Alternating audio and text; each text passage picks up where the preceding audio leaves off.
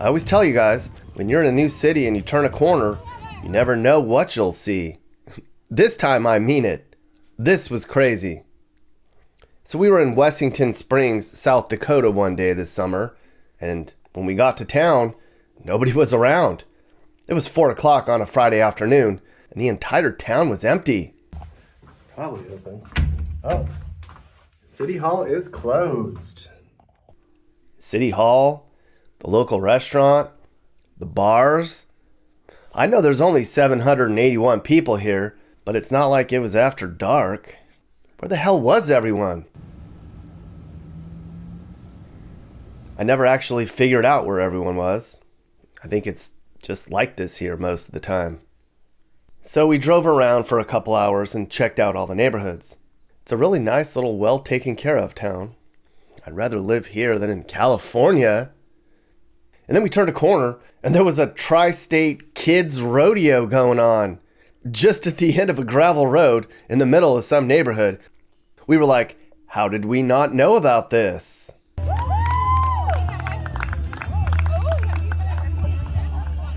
job, Liv. 18.537. This was just one of the cool things I saw when I drove around the Midwest for a month last August. We started in Kansas, went to Nebraska and Minnesota, and wound up all the way in South Dakota, Iowa, and Missouri. I wanted to see all of this in the summer. That's the best time to drive around this part of the country. When we first got to Kansas City, I looked around and I was like, this isn't what I pictured Kansas City to be. It's actually pretty clean and modern, kind of like St. Louis. At least their downtown areas. But I like Kansas City. It's growing and they're trying to tear down all the bad sides of town. They're trying to lower their crime. Good for you, Kansas City.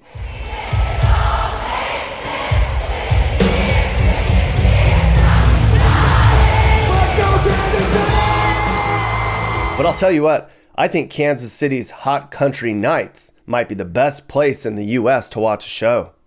Every Thursday, they put on these country acts in this open-air venue downtown. Everyone's super chill, and the energy's really positive. You don't even have to like country. Anyways, good job, Kansas City. The first place we stopped when we left all the people is a little town called Muskota, Kansas. Population 158. Why did I stop in Muskota, Kansas? Population 158? Because it has the world's largest baseball. Wow. This isn't what I expected, but I don't really know what I expected. It's just some baseball in a guy's yard. This used to be a water tower. The town sure is proud of it, I'll tell you that.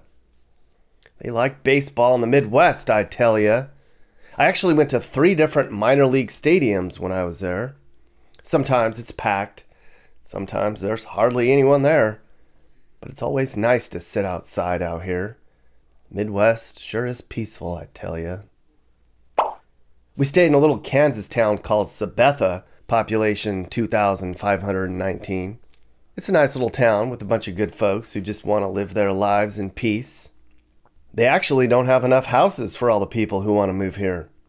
Ever since COVID and crime and the cost of living these days, folks want a little breathing room, and I don't blame them. And talk about baseball. Some rich farmer in town actually built a baseball stadium in his cornfield, just like the famous Field of Dreams next door in Iowa.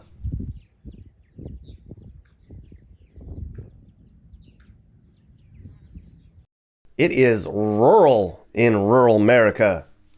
This is the exact spot when you leave Kansas and cross into Nebraska. Can't hardly tell. A lot of people probably don't think much of Omaha, but I'll tell you what, it's probably my new favorite best city. They don't have any of the problems I see in our other big cities. We drove around here and checked out the downtown. It's all very clean and safe and new. I didn't see a single tent or weirdo at all for the 2 days I was here. That was nice. And get this, they think North Omaha is bad. Like if you ask somebody in town where's the bad part of town, they'll say, North Omaha, ew, it's crazy, it's scary. Don't go there, it's sketch. Well, I went there and North Omaha is not bad. How cute. So many people who have no idea how bad the real world is. Most of the time when a place peaks like Omaha is, the big city problems start to creep in. I hope not. These are good people. It would suck if Omaha got ruined. But it's not going to be cheap here for much longer, I tell you.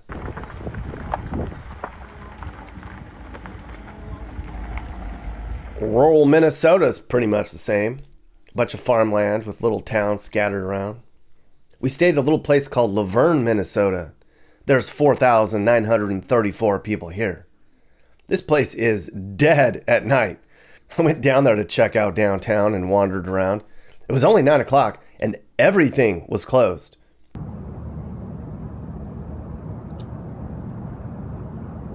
I don't think I've ever seen an entire downtown closed down this early on a summer night before.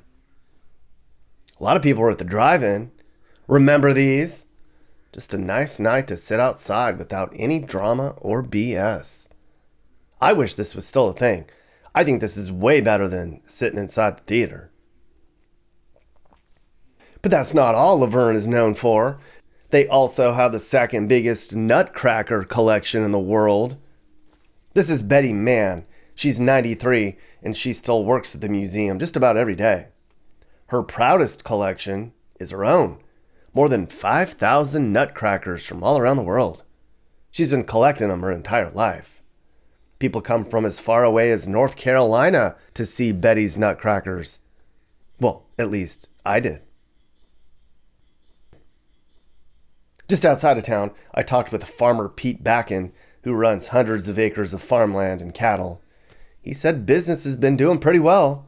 They don't have any water issues in this part of the country, and demand for corn and beans was high. Good for you, Pete. But man, the flies. We were talking right next to the cow corral, and these huge flies were landing all over both of us. I could hardly keep my camera steady with a million flies on my arms and legs. I don't think he even noticed at all.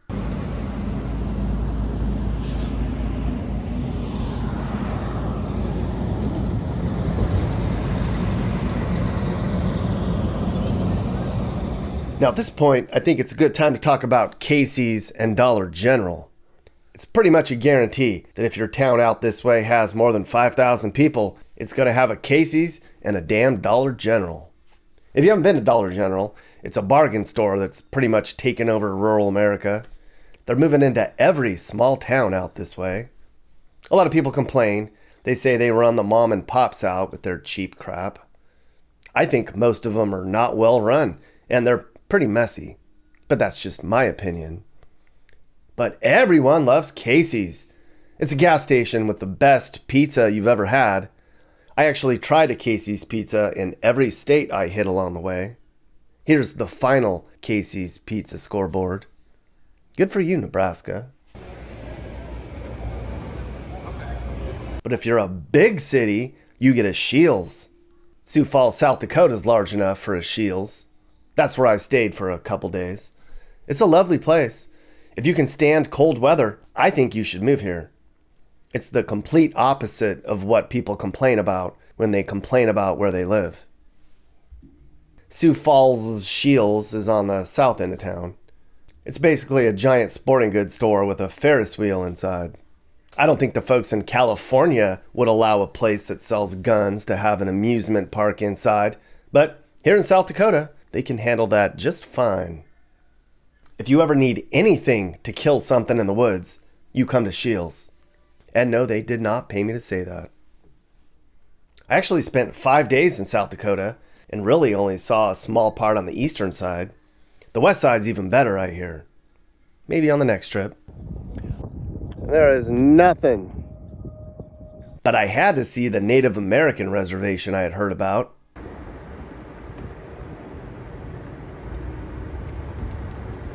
You probably know that most of our Native American reservations deal with a lot of poverty and addiction. The two poorest reservations are here in South Dakota. One of them's called Rosebud. It's way down on the Nebraska state line. I spent a day in Rosebud, and man, oh man, is it sad. A lot of people here turned their homes into meth labs, and now everyone's been forced into these terrible trailer parks.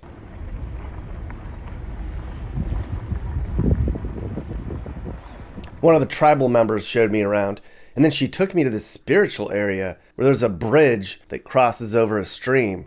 Nobody can figure out how or why this bridge is here, but supposedly it's been here forever. She said they think it's a portal somewhere. I went under it, and I'm still here, I think. Before I left South Dakota, I had to see the famous Corn Palace. You've heard of the Corn Palace, right? It's a high school basketball gym that's been covered in ears of corn. And you thought you had something cool in your town. Why didn't we go to Mount Rushmore? Because, Mappy, everyone's seen Mount Rushmore. I want to show people parts of the country they haven't seen before. Then you should show them the place you bought the drugs in Massachusetts. That's stupid. I don't do drugs.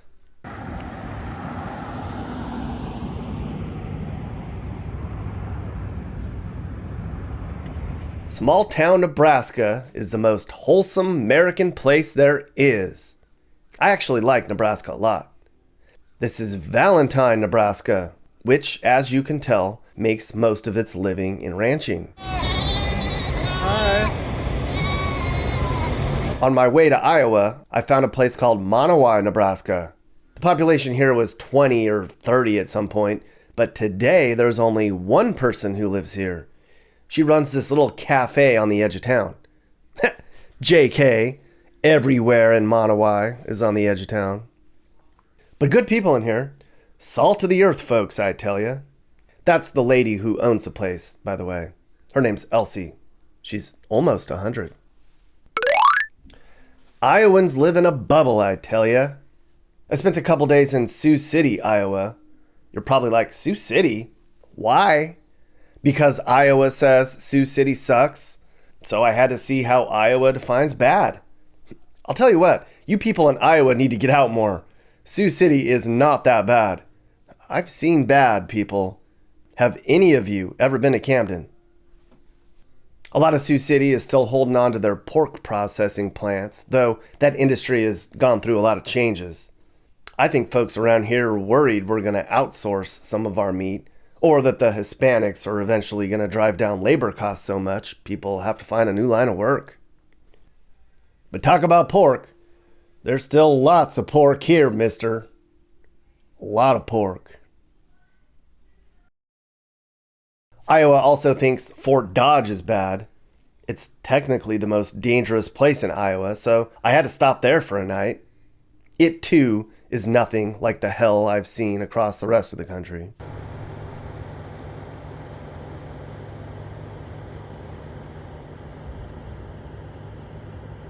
This is supposedly the biggest frying pan in Iowa. I don't know how they manage to keep track of that, but somebody does.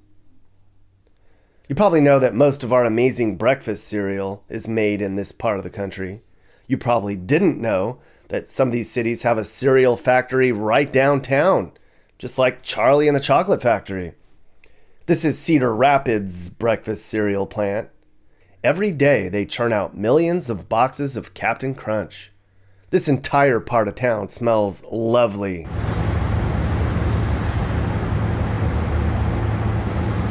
So I said Iowa doesn't really know what bad is.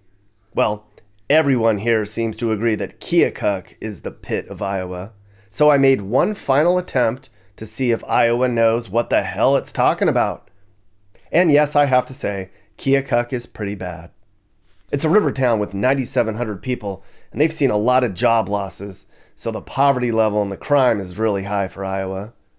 Most of the businesses on Main Street are shut down and abandoned. It's really sad. So yeah, it's pretty beat up here, but I didn't see anyone I'd consider an idiot. Just poor folks trying to get by. One of my favorite stops was at a farm just outside of a little town with 3,000 people. If you haven't seen the Todd family, they have a popular YouTube channel where they talk about what it's like for 7 kids to work on a farm every day. Adam's the dad. He's a super cool guy who invited us out for a visit. They have hundreds of acres out here, and they're able to run it themselves. It's good to see kids out here learning lessons about life without the troubles a lot of our kids have. Maybe there's still hope for the future of farming, and maybe there's still hope for our future kids. Every small town has its drama, though. I saw this sign in some place called Stanton, Iowa. One time I saw this sign in Montgomery, Alabama. I don't know which sign's worse. I mentioned how they like baseball in the Midwest. Well, here in Iowa, it's football and wrestling mostly. This is what it looks like inside of Iowa State's football stadium. A really lovely place for football, I have to say. I told you earlier that Omaha is wonderful. I also really like Des Moines. It's Iowa's capital. Everything here is just clean and safe and chill. I'm telling you, the Midwest people, good schools, good people, it's just good. And Des Moines has this awesome baseball stadium just a few blocks from downtown. I had to see that.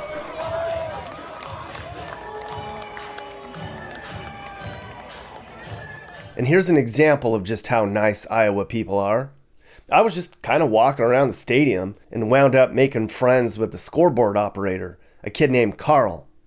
I asked Carl, "Can I run the scoreboard?" And he said, "Yes." They got 0 in the bottom of the third. Oh, you gotta lift it up. Oh, what? What am I doing? Here we go. Oh, okay. There we go. Are you still rolling? Yeah. They got 0 in the bottom of the third. And there are little slots. They're just so nice here. I didn't even have to tell Carl who I was. JK.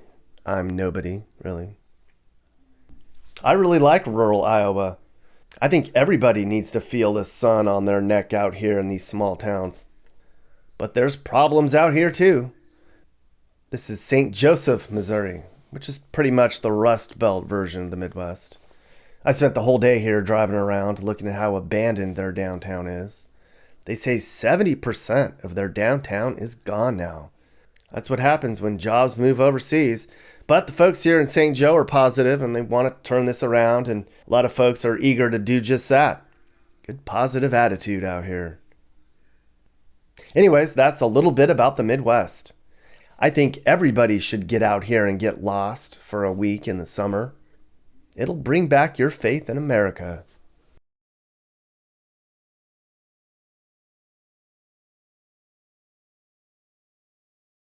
Are you looking to move and need advice? I do consulting. That's right. I'll sit down and talk about where the next perfect place for you and your family should be. I do it all the time.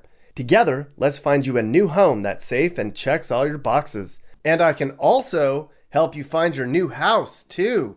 Email me and I'll work with you. I'm not just helping you figure out where to move, but I can help you find your perfect home, too. That's right.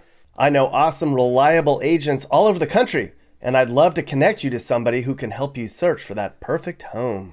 Hey guys, if you learned something new about America or what it's like to live in America, great.